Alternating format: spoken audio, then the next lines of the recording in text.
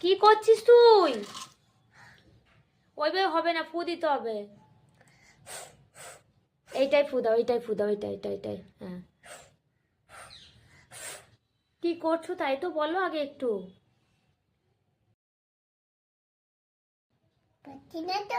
পারছো না তো? কি করছিলে তুমি ওটা দিয়ে? বেলুন কি? বেলুন ফুটাচ্ছিলে? পারছো না?